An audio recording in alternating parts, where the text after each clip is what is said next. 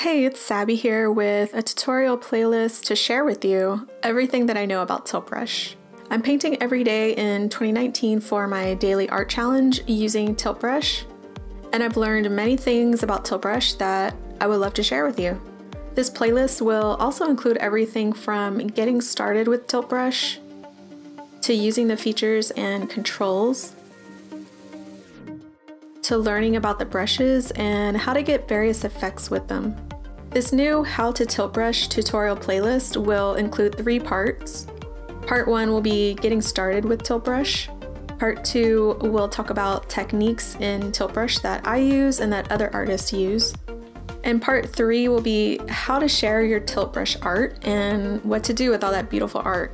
If you have any suggestions on what tutorials you'd like to see, or if you have any questions, go ahead and post them in the comments below. If you'd like to follow along in this series, make sure to subscribe to my channel so you can see my latest tutorial videos in your YouTube feed.